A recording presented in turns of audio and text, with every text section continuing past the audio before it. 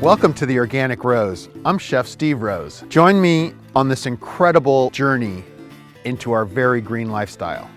We're going to have loads of fun cooking in the kitchen. We're going to share our green living secrets with you. Together, we're going to explore a truly green lifestyle. I'm going to give you the tools so you can do this at home. Being green is really a lot of fun.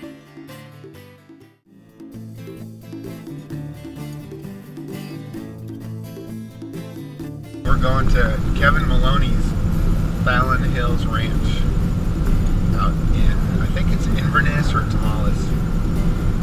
And he is the go-to guy when it comes to getting some awesome lamb. We're at Kevin Maloney's place, Fallon Hills Ranch. He supplies us with all of our lamb. How's it going, Chef? Good, good, good. Thanks for coming out today. Hey, thanks for having us out here. Not a problem. So, this is a beautiful spot you have. Thank you. Tell us about it. Well, this ranch has been in our family for 5 generations, or I'm 5th generation on the ranch. It was founded by my great-great-grandfather in 1875, Adolph Garricky. Hence the name Garricky Road. Hence the name Garricky Road. And he was married to Ellen Fallon, hence the Fallon Hills. Okay. So we produce grass-fed beef, lamb, pork, and pasture-raised eggs, and market to restaurants and at farmers markets.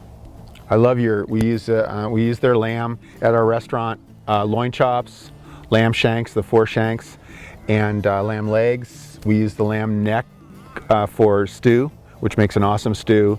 And I just think to me it's really important to support local farmers. I mean, you guys really work hard.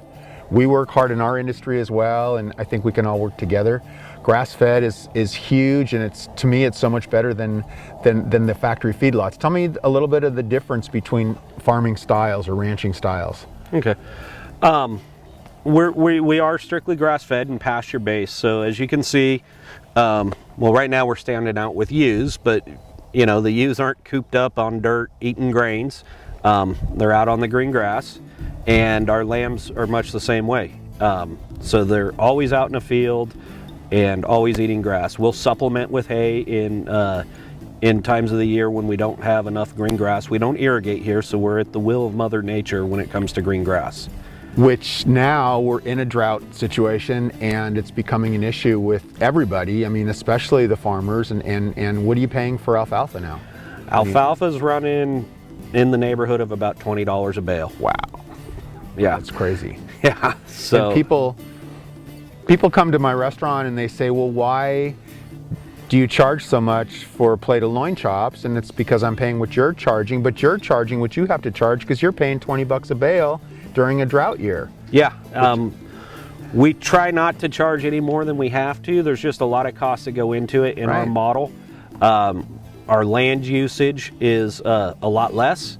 You know, we don't carry as many sheep per acre as if we were a feedlot. Because we're relying on the grass, we have higher inputs when it comes to the hay compared to grains are cheaper that you'd see in a feedlot situation.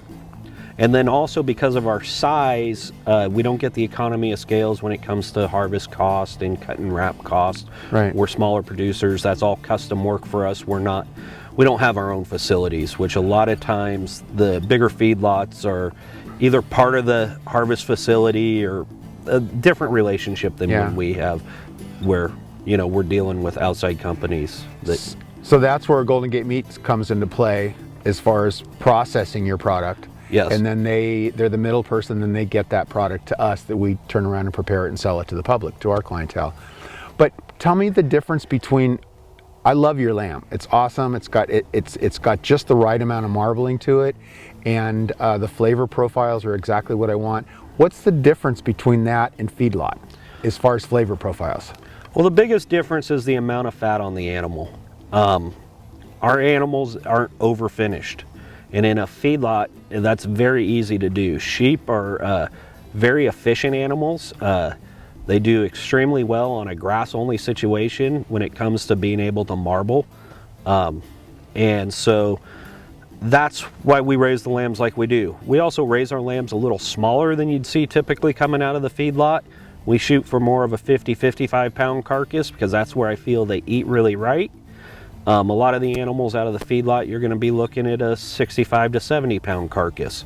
Wow. And you know, I think we have that milder flavor because we're not piling as much fat into the lambs, and that's where a lot of your flavor in meat come from, is the fat content of it. So it's not too lean where it's dried out, like you said. You know, it's got just the right amount of fat.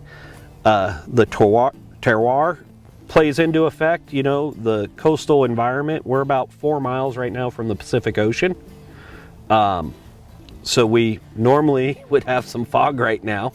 Right. Beautiful sunny morning. We got lucky, but we have the coastal influences that I think all comes into a part of that flavor and just feeding on the grasses for the most part.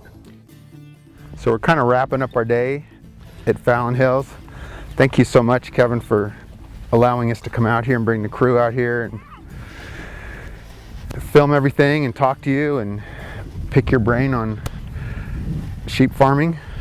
I'm glad you could come out today. We ended up with some beautiful weather. Yeah, we did. And it was great seeing you out here at the ranch, letting you see how we really do it.